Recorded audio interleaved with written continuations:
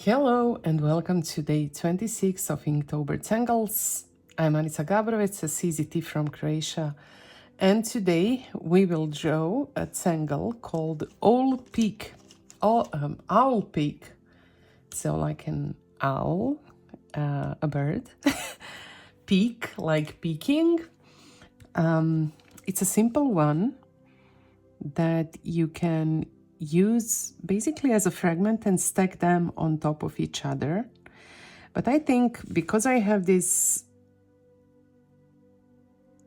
place right here that I will draw it from my ink, and again we are starting with triangles. It's not the way that I would choose my tangles to follow each other. The shapes are too similar. I would rather have something very organic here instead of triangles again. But that's what the challenges are for, so that we don't always make choices that are a part of our daily routine. It's to challenge ourselves to go outside of the comfort zone. So that's what I'm doing and enjoying it, enjoying surprising myself with whatever appears on my paper. So this is, the basic shape, just the two triangles that are mirroring each other, touching with one of their corners, and then on the sides you have this spiral, and you connect the spiral to the bases of those triangles, and this is it. I added the rounding just because I'm such a freak for rounding, and then if you want you can add something to those triangles as well. And just because I have so many things going on here that are very triangular, I'm going to break those triangles into smaller triangles, but then I'm going to round these so that they look like flux shapes, which is not what the original step out suggests, but that's fine. It's not preventing me from doing whatever I want to make the tangle look a little bit different. And I will add the roundings into these corners just to make this fragment that consists of triangles less geometric. Because this is enough of a geometry for me. I don't know about you, but for me it's just enough. And I think I will add at least one more of these.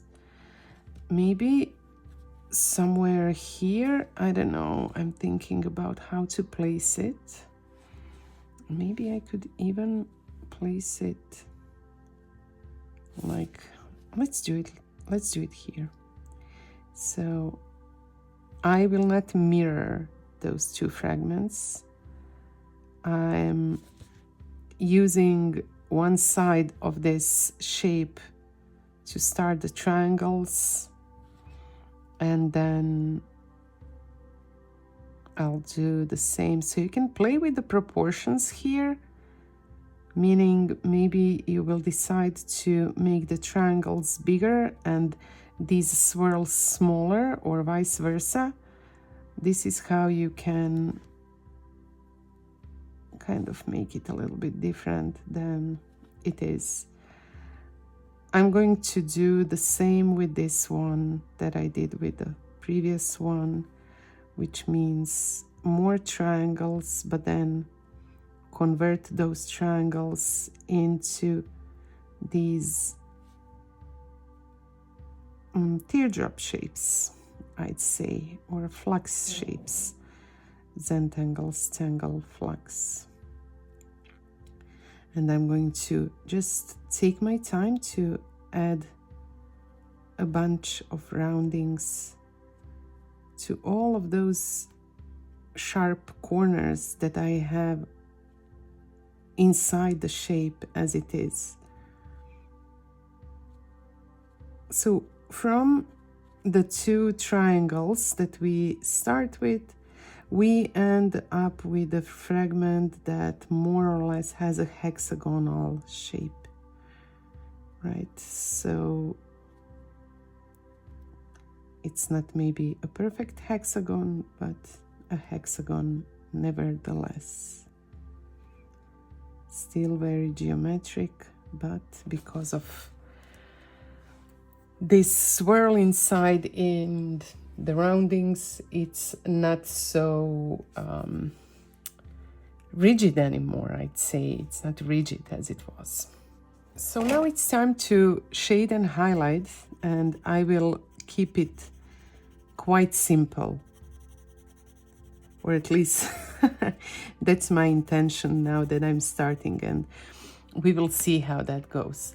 I'm starting with these shades in the starting triangular shapes that I sectioned and converted into flux shapes, and I'm just blending it. And with the spirals, I will add some shade below the lines. So you can see how I rotated my tile so that I can easily add those shades below the lines. And because I'm right-handed, for me it's easiest to do it on the bottom side like I'm doing it now. So I'm turning the tip of my pencil towards the black line and trying to go all the way next to the line, and then I will grab the blending stump and blend the shades. And I will just add one shade at a time and then decide what's the next move. It's like with the tangling, where you just focus on one line and it informs your next move. I'm trying to do the same here, not overthink, just do one shade at a time and then see what my brain, which is a complicated thing, tells me to do or suggests me to do next. And what I'm doing now is adding highlight on the opposite side of the same line. So I'm placing the shiniest highlights almost next to the darkest shades, which will add contrast. But now I'm thinking maybe some shades also below these lines in the sections that have those swirls inside.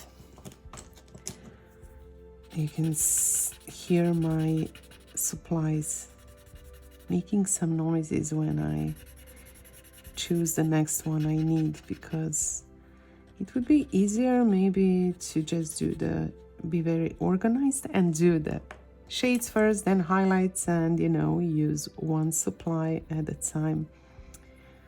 But sadly, it's not the way that I operate. I go back and forth using different supplies, because otherwise I'd have to do what I usually do when I prepare my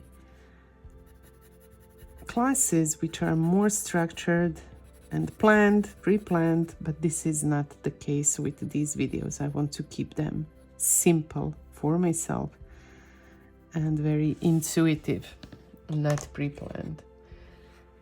So you can see what I did here. I did basically the same that I did in ink. I added the shades right below the black lines. I added highlights right on top the black lines, trying to maybe make some of those shades a little bit more dramatic. Blend them a little bit better, get rid of any spaces between my black lines and darkest shades. And there are highlights on the bottom, just like in my ink. And I think these two fragments are enough for today. I can always come back to a tangle because we have probably 2 more tangles that I'm going to fit in here. And I will see what the next days bring. And I will act when I see what's happening and which tangles are suggested. So I will see you tomorrow. Thank you for tangling with me.